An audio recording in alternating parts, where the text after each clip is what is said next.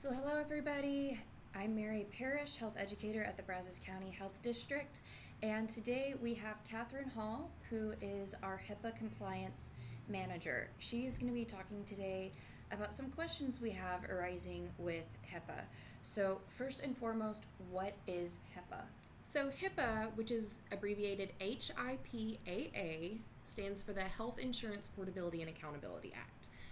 HIPAA was signed into law in 1996, and it was basically a way to give citizens the right to decide who can use their medical records and what is done with those medical records.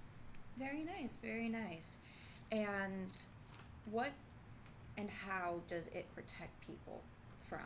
So, as I said before, HIPAA allows citizens to decide who gets to see their health information and what gets to be done with it. So this is why at your doctor's office you have to sign a release form giving your spouse, your parent, a child, anyone like that, the right to see your medical record. Very nice, very nice. And what can we as the health district, following those HIPAA guidelines, share about the COVID-19 cases that we're seeing? So with COVID-19, it is a very interesting situation because obviously a lot of people want to know a lot of things about our patients. Unfortunately, we cannot share any information that could potentially be used to trace their identity or that would be considered an identifier. So things like where they live, where they work, we have to be very vague with this. So for instance, if I tested positive, we would just say a woman in her 20s. We would not say Catherine Hall, 25 years old, resident of Bryan, because we do like to, it's just our duty as a healthcare provider. Yes, definitely. So a common question we get is, well, why can't we share where they've been, what grocery stores they've gone to, what schools they attend, where they work, etc.? So the problem with sharing where patients have been is that could lead into a workplace, for instance. So if you know where someone works, you could potentially trace who they are. You could figure out their identity. Same with churches. It's very easy to figure out, if someone goes to this church, oh, well, this person hasn't been to Mass in this many weeks, so we know that they might potentially have COVID. And on that note, it's very important to remember that if you are deemed to be a close contact to a case, you will be getting a call from us. And if you are just running into someone in the grocery store or something like that, as long as you're practicing good social distancing, keeping your 6 feet away, and practicing really good hand hygiene, the risk of community transmission is very low. Good to know, good to know.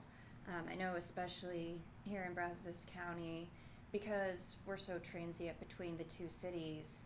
Right, exactly. We really can't say, this case is in Bryan, because then people would think, oh, College Station is safe then. Exactly. Yes. Okay, and are there other news sources sometimes will say more information than we do? Some counties will give out more info. What do you say about that?